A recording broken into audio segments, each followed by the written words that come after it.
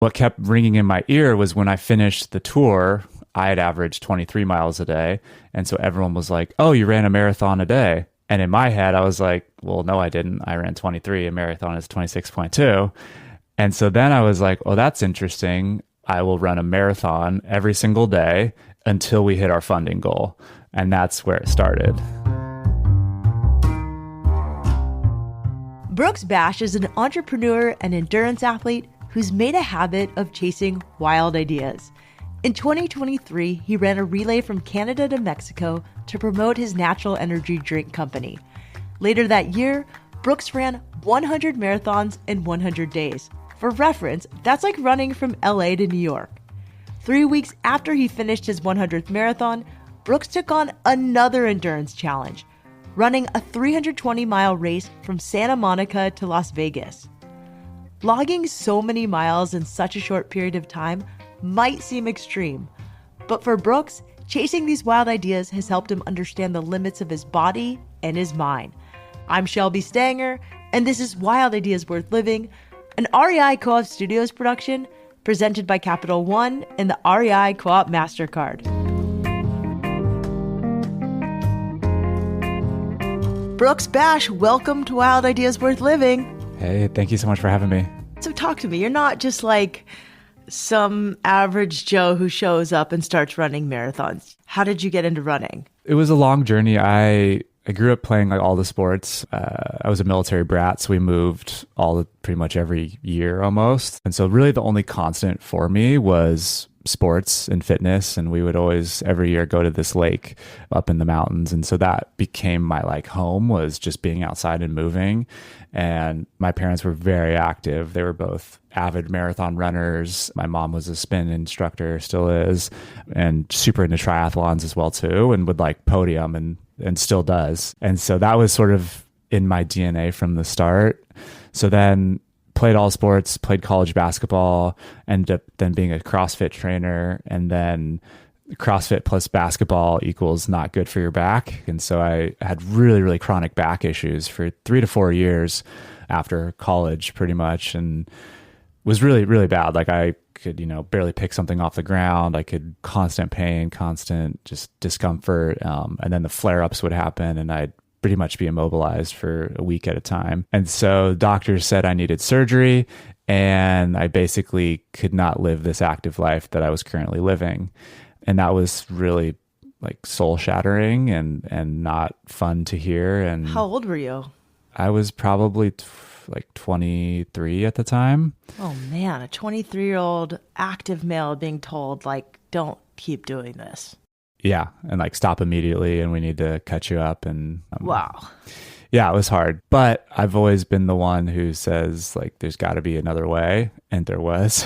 Really, I just kind of went on my own healing journey of like, all right, well, that's not an option, what you guys presented. So I'm going to find one myself. And so I basically just dove into everything: Chinese medicine, alternative healing, different yoga practices, and really just healed myself. It took 3.5 years, but I changed my diet. I changed my lifestyle. I started taking different, natural supplements.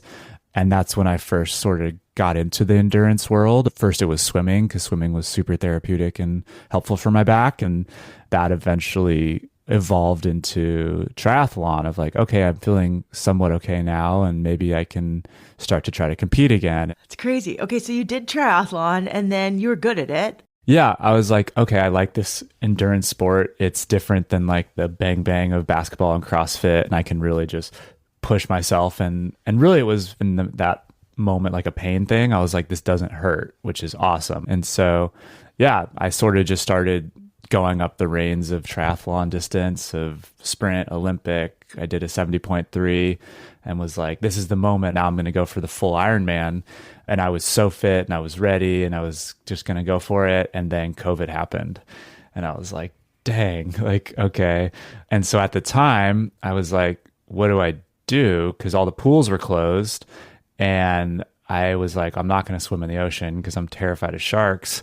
Okay, so no more swimming. Biking, I don't know, it just kind of was boring to me. And so I was like, I'm not going to do that. So I guess I'll just run. And so that was really the birth of like my running passion and career, was just during COVID, I started to run, and I really fell in love when I started to go up into the trails and just trail run and kind of just lose myself. It was just like such a beautiful, like, wow, this is amazing. And it really took me back to like being a kid and just kind of getting lost in the woods and getting dirty and just like being out there for hours. So I was hooked. Brooks found his niche in triathlons, and especially in endurance running. When he wasn't training, Brooks continued to explore alternative medicine and take the supplements that helped heal his back injury. In fact, his own recovery inspired him to get a job at a supplement company. Unfortunately, once Brooks saw the industry up close, he realized that a lot of brands weren't honest about their ingredients. This lack of transparency didn't sit well with him, so in 2023, Brooks launched his own natural energy drink called Earthy. In order to prove that his product is both healthy and effective, Brooks came up with a creative way to promote the brand with another wild idea.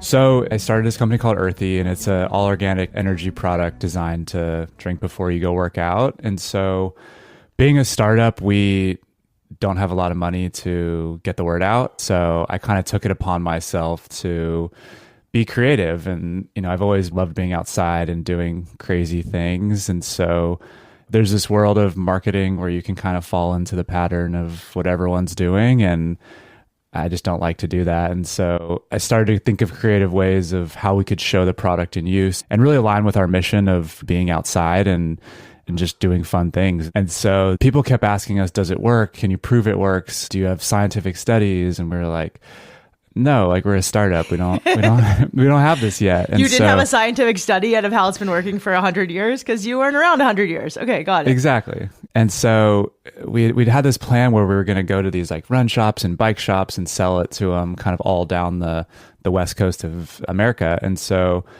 I had this idea of like, well, you know what? Why don't we just show you that it works? And so me and somebody, we started at the border of Canada and we did a relay. He biked, I ran, and we went all the way down to Mexico relay style. So like he would ride 30 miles, I would run 20. He would ride and I would run.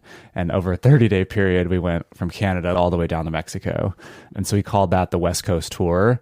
And that was how we officially launched the company. And that's kind of the first wild idea. How much did you run on that first wild idea? So that I ended up averaging about 23 miles a day. And it skewed. Like at the start, I was only doing 15 miles a day, but by the end, I was up to like 40 to 50 miles a day. The average was 23. But it was crazy because it was, we were literally just making up the route every day. So we had a van that we slept in, and we would wake up and pull up Google Maps, and I'd be like, okay, I'm going to run from here to here. And then he's like, okay, well, I'll drive the van and park it, and I'll hide the keys under a log, and then I'll start riding. And then I would run up and find the van and use his little scavenger hunt thing he sent me to like find the key. And then I'd get in it, and then I'd drive 30 miles ahead of him and do the same thing. And that was kind of how we made our way down the coast. Okay. And in between, you're doing business like appointments. Yeah. You're showing up at retail shops, and I'm sure they're stoked to meet you guys because it's fun to meet someone who's in the midst of going for something that's kind of impossible, and they're doing it anyway. Yeah. It was fun. We'd pop in and just, hey, is the owner here? They're like, yeah, what's up? I'm like, oh, I just ran here from Seattle. They're like, what?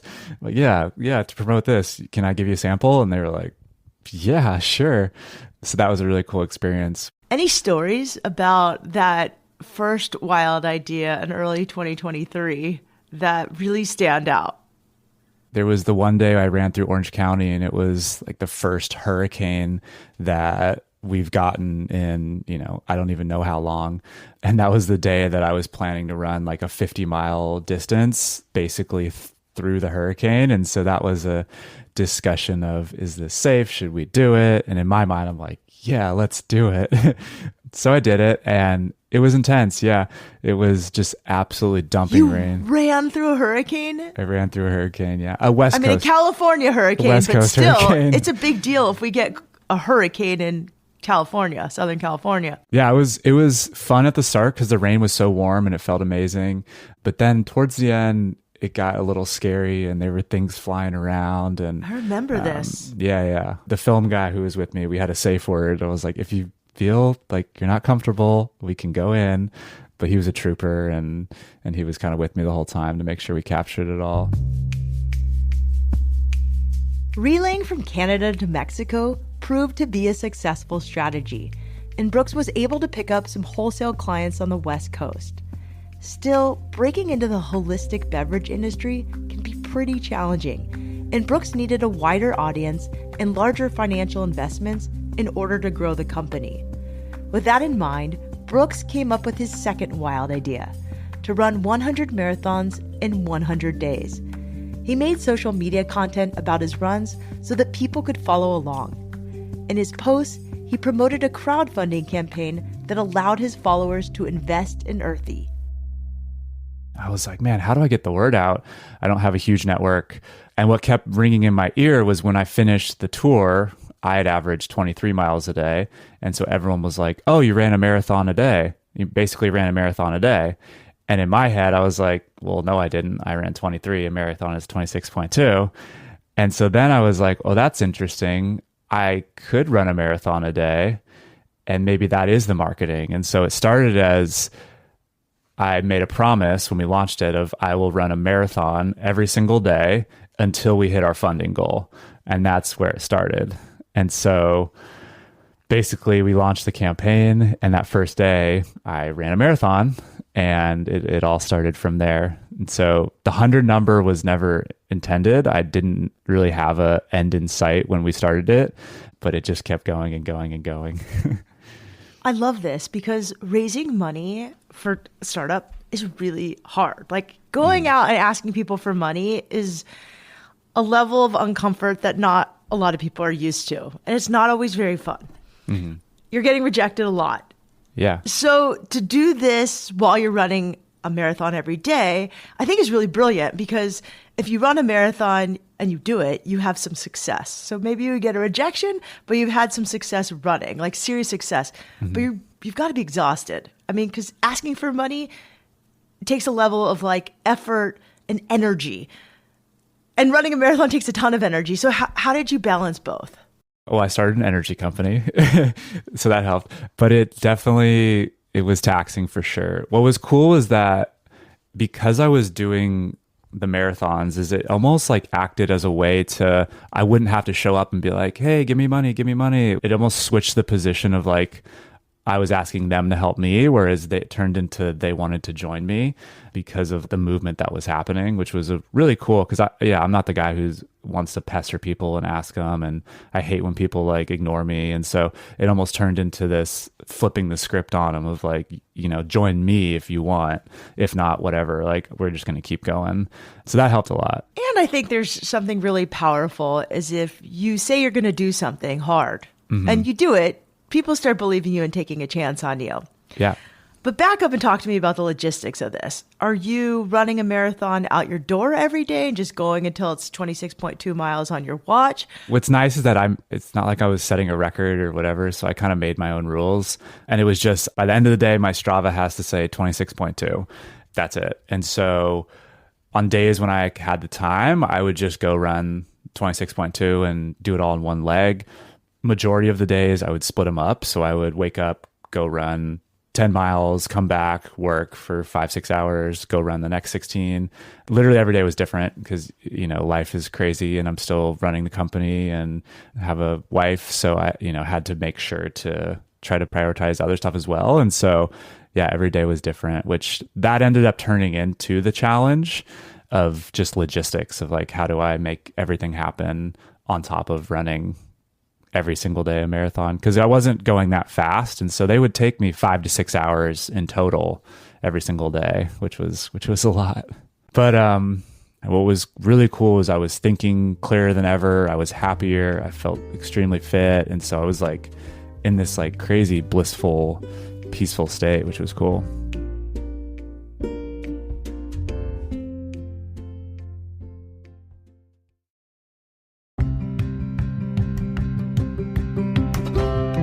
Let's play a game.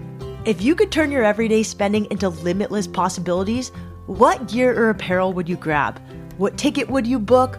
Which wild idea would you make a reality? All right, I'll go first. If I could go anywhere and do anything like right now, I'd pack my bag for a surfing and hiking trip to Chile. The good news is that the REI Co-op MasterCard is the perfect card to support wild ideas like mine. It has you covered with rewards and benefits that encourage your love of the outdoors. This card is exclusively for REI Co-op members, taking your membership even further with card rewards on every single purchase, whether you're shopping at REI or anywhere else. And you can redeem your card rewards as you earn them, so you can finally grab those new hiking boots you've been eyeing, stock up on snacks, and keep more cash in your pocket. Head over to rei.com/MasterCard-podcast to see if you're pre-approved today. That's rei.com/MasterCard-podcast. Terms apply.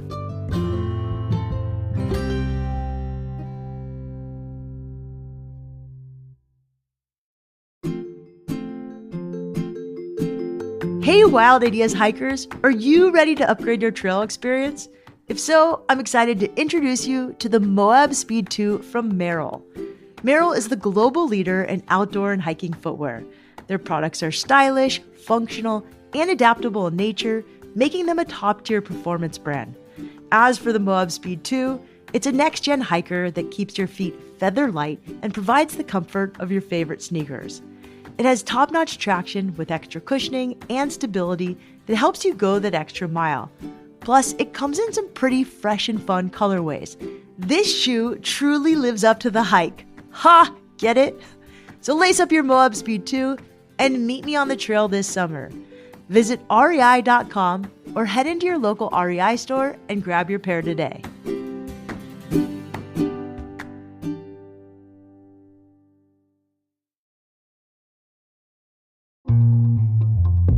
In 2024, Brooks Bash ran 100 marathons in 100 days, posting on social media along the way to promote Earthy, his natural energy drink company. Most of his runs took place in Southern California, where he lives with his wife and past Wild Ideas guest Lauren Bash. He would often join local run clubs, and he became kind of a celebrity in the LA running scene. But Brooks' efforts were slow going. For the first 30 or 40 marathons, the company was only receiving small investments. I wouldn't say it was necessarily working from like the fundraising point of view. And so that started to like daunts on me a little bit too, of like, okay, maybe this isn't working. Maybe I'm wasting my time. So that kind of started to get tough. But then there was a moment where a video went super viral and really got the word out. And then everything changed and we started to get like real checks. Like someone came in and wrote a $4,000 check. Someone came in and wrote 10 grand. And then the word just started growing and growing and growing. And when that moment flipped, it changed everything because I'm like, oh, it's working. It showed that like being courageous and having a wild idea is working. And so then it was like, great, let's keep going. I'll run 1,000 if I need to. Like, let's keep going. What was that video that went viral? Like, what happened during that video? My parents live in Texas at the time. And so it was around the holidays. And Lauren and I were going to go visit them for Christmas. And I was like, how am I going to run a marathon while we drive there? Because we were going to drive. And I was like, logistically, I don't have time to run 6 hours. It would take us like 2 weeks to drive there to do that. And so I was like, all right, how do I figure this out? And so I don't recommend kids doing this. No one do this. But I still had that van. And so I rigged a treadmill in the back of the van with like a portable battery, and I ended up running a marathon in the back of the van while it was moving, while we were driving to Texas. And it was super gnarly. I got Oh, that sounds so dangerous. It was. Do not try this at home if you're listening. Try this at home. Yeah, it was super dangerous. I was so nauseous. I had to like hold on to the roof and the side so I wouldn't fall. I was like bumping around back and forth. I was so car sick. But what's funny is that like all these other ones, the videos I would make of each marathon, I would write a script, I would make it super heartfelt, I would have different B-roll and the whole thing. And they'd get like, 1,000 views or 2,000 views. And this van thing, all I did was like take a clip looking down at my feet and then up at the road. And it went like nuclear. I think it had like 12 million views. Just from the video, I think we raised like 60 grand. Yeah, it was insane. Okay, so during these 100 marathons, did you ever experience like a niggle, like a little pain, like an injury? Like, how did you stay injury free for 100 marathons in 100 days? There were definitely little things. So things would flare up and it was almost like, okay, this is going to be here for a few days, and it would kind of come and do its time. And then, 3 or 4 days later, it would just go away. And so there were little like peaks and valleys of different injuries or things going on. What was really interesting was it was around marathon 90. We had gotten pretty close to the goal. And so I said, you know what? I'm going to stop at 100. That's a clean number. And the second I set that endpoint of 100, everything fell apart. Like I got fatigued, injuries flared up, I got super sore, I was like not enjoying it anymore. It just like all came crumbling down, so much so that on day 100 something flared up in my Achilles that I would not have been able to run 101. Like I could barely walk the next day. Luckily, Brooks was healthy enough to run his 100th marathon on March 3rd, 2024. Even though his Achilles was acting up, Brooks didn't take long to rest. 3 weeks later, he was at the starting line for the Speed Project, a 320-mile race from Santa Monica to Las Vegas. Honestly, as a runner myself, I don't condone running long distances while injured. We only have one body, and it's really important that we take care of it. But Brooks had committed to the Speed Project, so he decided to forge ahead anyway. I had signed up for this race called the Speed Project before I had this idea to do the 100 marathons, so there wasn't much downtime. And so I rolled into that thinking, oh, I ran a marathon day for 100 days. I got this, like no problem. I couldn't have been more wrong, and I couldn't have been more humbled. On mile 6, the pain in my Achilles came back so big that I like couldn't walk for a bit, and I had to sit and like cry. It was hurting so bad. And that was the start of the 320-mile journey to Las Vegas. I ended up changing my running form, which I'm now like a very run on my toes person, but I was like, okay, maybe if I heel strike, that will help. And it took the pain away. And so I was like, great, I guess I'll just do this. But then on mile 20, my knees, because of the like change of pressure, were just like, no. And so they were like totally giving out. And for a moment, I couldn't even hold my weight. So I was like having to just like lean on stuff and sit down. And I was like, this is a disaster. And what's a bummer was that in my mind, growing up and moving so much, being a military brat, like I never had a chance in sports. Like I would always make the team because I was athletic, but I never could play, or I could never have a chance. And I was always the new kid and I could never show up. And even my career thus far was like, I was in startups, but I was someone's assistant. And it was just always like, I never had a chance, or I was always at the mercy of someone else to give me a chance. And so now here I was, I just ran 100 marathons. I'm now in this like super elite race that is like, worldwide known. And it was like, I'm in it. I'm one of 30 people who signed up for this solo race. And it's like, this is my shot and this is my chance to like show people what I'm capable of. And there's no way that I'm going to not go for it. And there's no way I'm going to drop out. And so there was never a thought of quitting. It was just like, this is going to suck so bad, but I'm just going to keep going. And we had, Lauren took the week off of work. We had a film guy, we had a video guy. We had so many logistics going into it where like, I just wasn't going to quit because it was there, it was happening. And so then it just turned into like, how do we get there? How do we figure this out? It was the most painful thing I've ever gone through. Like my knees never really worked to their full extent again. My ankles by day 3 had swollen up so bad that I could barely even fit my shoes on. Then there was like the sleep deprivation. There was, we were getting chased by wild dogs. I didn't realize like the intense like damage I was doing to myself. That would take like so long after the race to recover. So you did finish? I did finish, yeah. It ended up taking 6.5 days, which was super gnarly, but I finished, and it took everything in me. It took every ounce of everything I have, and willpower and Advil and caffeine and everything. But yeah. I hear this like kind of incongruent voice in your just like the way you're speaking, because it's like you're happy about it, but I feel like I don't know, maybe I'm reading into, is there like a twinge of not regret, but like, I don't know, maybe you wish you would have approached it differently? For sure. Yeah. Well, talk to me about that. Yeah. That race took the fun of running away from me. I was in so much pain and it hurt so bad and I had so far to go that it just sucked, and that was not what I wanted to come from it. Even in like my content and videos I post about me doing these stuff, I always try to have such a positive, happy tone to them because I think fitness can be so like painful and scary for people. And so like part of what I try to do is like show how fun it can be. I wish I had done it in a different year, not right behind the marathons, because that just didn't let me prep for it at all. It didn't really let me show what I was physically capable of as a runner. I think what was interesting was there was a moment in the race where, you know, I was so down on myself and I was like, I shouldn't have done this right afterwards. I'm injured. I can't do what I want to do.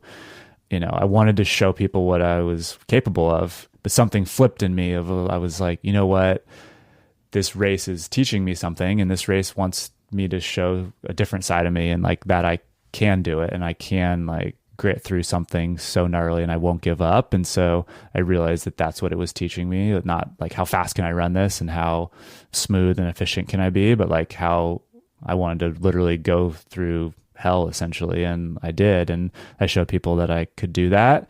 And when I realized that that's what the race was trying to teach me and show me, it helped. I was like, okay, like this is the battle now. This is the challenge. And so, yeah, I think if I ever did something like that again, I would approach it very differently. But that was the experience that it gave me. Coming back from the Speed Project was rough. It took 6 or 7 months for Brooks to heal his body. And like so many of our guests, the transition back to everyday life was not easy. It took some time, but after a challenging recovery, Brooks still wasn't dissuaded from pursuing other, wilder ideas in the future. How is your relationship with running now? I'm in like the dating sort of falling back in love phase, which is fun. Like, cause there was a 6-month period where I couldn't just go for a run for fun. I would have to go run a marathon. And it's not like I could just go run a casual 3 to 5 mile run and enjoy it. It was like, no, I have to run a marathon today. And then that rolled right into the Speed Project. So it was just never fun again. And so now I'm like, wow, I can just put on a cool song, a cool playlist, and go run for 30 to 45 minutes and just enjoy it and not really care how far I get. I'm starting to swim again, which has been super fun as well too. So it's in this like kind of falling back in love with these sports that I haven't done for a while. So it's been super cool. Do you have anything coming up for 2025? I do, yeah. Can you share it? I can, yeah. Here's the thing. Everyone now thinks of me as the runner, like Brooks is the runner. And so I'm like, well, I'm actually not just a runner. And so I've been trying to figure out basically how I can show my fitness in other sports. And so I'm going to do a challenge that I'm calling Catalina to Whitney. Wow. You're going to swim across and then climb Mount Whitney? So I'm going to start on Catalina and I'm going to swim across the channel, 22 miles to Long Beach. And then I'm going to get on my bike and I'm going to ride from Long Beach to basically Lone Pine, Mount Whitney, ditch the bike, and then, run to the top of Mount Whitney from there. That's badass. And you're afraid of sharks. And that channel crossing is not necessarily shark free. Yeah, I'm terrified of sharks. But there's a part of me that's like, I need to face that fear. And it's been my biggest fear for so long that I'm feeling called to run right at it. I can barely go in like 10 feet of water in the ocean without being terrified. So this will be a good mental challenge as well. What advice can you give to people going after a wild idea? Because surely you have had plenty. Yeah. I think, and this is going to sound probably crazy of me, but like make sure it scares you. And that came up yesterday when I was talking to someone where like, someone was telling me, I was like, what's your big idea? What are you going to do this year? And he told me it. And I was like, does that scare you? And he was like, honestly, no, like, I know I can do it. It's very achievable. If I do this, I can do it. And so I was like, dude, like go for something bigger, And if you're really going for a wild idea, make sure it's like scary.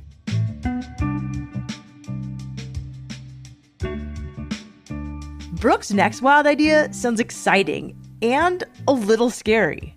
The triathlon will include an open water ocean swim, a 300-mile bike ride, and running up Mount Whitney, which is the highest peak in the continental US.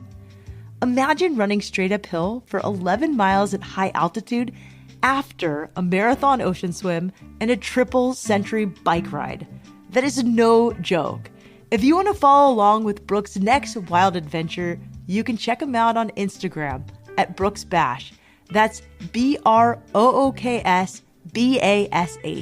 He's also pretty active on YouTube under the same name. If you're curious about Earthy, head over to liveearthy.co. Apparently it tastes like hot chocolate, but gets you even more amped. Wild Ideas Worth Living is part of the REI Podcast Network. It's hosted by me, Shelby Stanger, produced by Annie Fassler, Sylvia Thomas, and Sam Piers-Nitzberg of Puddle Creative. Our senior producers are Jenny Barber and Hannah Boyd. Our executive producers are Paolo Motola and Joe Crosby. As always, we love it when you follow the show, take time to rate it, and write a review wherever you listen. And remember, some of the best adventures happen when you follow your wildest ideas.